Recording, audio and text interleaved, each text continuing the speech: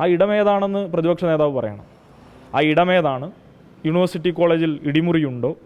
പണം നൽകാത്തതിൻ്റെ പേരിൽ വിദ്യാർത്ഥികളെ ആക്രമിച്ചതാര്? ഇതൊക്കെ പറയണമല്ലോ. കേരളത്തിലെ പ്രതിപക്ഷ നേതാവ് കേരളത്തിലെ ഒരു ബ്ലോക്ക് കോൺഗ്രസ് കമ്മിറ്റീൻ്റെ പ്രസിഡൻറ്റിൻ്റെ നിലവാരം പോലും കാണിക്കുന്നില്ല. എന്തും വിളിച്ചു പറയാം എന്ന നിലയിലേക്ക് കാര്യങ്ങൾ മാറിയിരിക്കുന്നു. ഒരു ഡാറ്റാ ബേസിസും ഇല്ലാതെ. അപ്പോൾ ഇത് ഞങ്ങൾ ഉറപ്പിച്ചു. ഇന്നലെ MMSN SFIക്കെതിരെയുള്ള ആക്രമണം തുറന്നുവിട്ടു. ഇന്ന് പ്രതിപക്ഷ നേതാവ് നടത്തുന്നു. നാളെ ആരൊക്കെ നടത്തും എന്നുള്ള ഇപ്പോൾ ഞങ്ങൾക്ക് ധാരണയുണ്ട്. ഞാൻ ആവർത്തിച്ച് പറയുന്നു, സുനിൽ കനകോലു മുന്നോട്ട് വെക്കുന്ന പ്രോഗ്രസ് കാർഡിൽ കൂടുതൽ മാർക്ക് കിട്ടാൻ വേണ്ടിയാണ് VD സതീശൻ ഇതൊക്കെ ആക്രമിച്ച് SFI ആക്രമിച്ച് പുതിയ വാർത്തകൾ സൃഷ്ടിക്കാൻ ശ്രമിക്കുന്നത്. ഒന്ന്, കേരളത്തിലെ യുവതലമുറക്കിടയിൽ വിദ്യാർത്ഥികൾക്കിടയിൽ വലിയ സ്വാധീനമുള്ള സംഘടനയാണ് SFI. 16 ലക്ഷം മെമ്പർഷിപ്പുണ്ട് SFIക്ക്. അപ്പോൾ ക്യാമ്പസുകളെ മതനിരപേക്ഷവൽക്കരിക്കുന്നതിലും ഇടതോരം ചേർത്ത് നിർത്തുന്നതിലും വലിയ പങ്കുവഹിച്ച സംഘടനയാണ് SFI. അത് നമുക്ക് കേരളത്തിൻ്റെ സമൂഹത്തിൽ കാണാൻ കഴിയും. അപ്പോൾ SFIയെ തകർക്കുക എന്നുള്ളതൊരു വലതുപക്ഷ അജണ്ടയാണ്, കോൺഗ്രസിൻ്റെ ഇന്നത്തെ അജണ്ടയാണ്. അതുകൊണ്ട് തന്നെ ആ അജണ്ടയെ മുൻനിർത്തിയാണ് ഈ തരത്തിലുള്ള പ്രചരണം സൃഷ്ടിച്ചെടുക്കാൻ ബഹുമാനപ്പെട്ട പ്രതിപക്ഷ നേതാവ് തയ്യാറാവുന്നത്.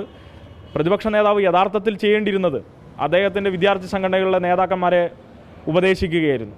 ആദ്യം അവരെ ഉപദേശിച്ച് നന്നാക്കാൻ നോക്ക്. എന്തെല്ലാം വിധത്തിലുള്ള ലഹരി കേസുകളിലാണ് അവർ പിടിക്കപ്പെട്ടത്? അവരുടെ സംസ്ഥാന ക്യാമ്പിൽ നടന്നത് എന്തൊക്കെയാണ്? തമ്മിലടിച്ച് രക്തച്ചൊരിച്ചിലുണ്ടായില്ലേ? അതുകൊണ്ട് തന്നെ ഞങ്ങൾ ആ കാര്യത്തിലേക്ക്, ഞങ്ങൾ ഏതെങ്കിലും വിധത്തിൽ ഒരു വാദപ്രതിവാദത്തിലേക്കല്ല, ഒരു സംഘടനാ അടിസ്ഥാനത്തിൽ വാദപ്രതിവാദത്തിലേക്ക് ഈ വിഷയത്തെ മുൻനിർത്താൻ ആഗ്രഹിക്കുന്നില്ല. ഇതൊരു സാമൂഹ്യ വിപത്താണ്. ലഹരി ഒരു സാമൂഹ്യ വിപത്താണ്. അത് ലോകത്തെമ്പാടും ഉണ്ടാകുന്ന ഒരു പ്രധാനപ്പെട്ട വിഷയമാണ്.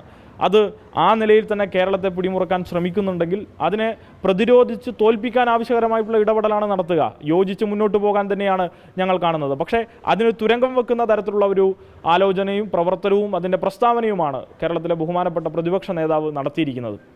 ഇപ്പോൾ VD സതീശൻ്റെ വായിൽ നിന്ന് ഞങ്ങൾ ഇതൊക്കെ പ്രതീക്ഷിക്കുന്നുള്ളൂ. പക്ഷേ അതുകൊണ്ട് തന്നെ ആ സ്ഥാനത്തിരുന്നു കൊണ്ട് ഇങ്ങനെയുള്ള അപക്വപരമായിട്ടുള്ളതും നിരുത്തരവാദപരമായിട്ടുള്ള നിലപാട് ഇനിയും പറഞ്ഞേക്കരുത്.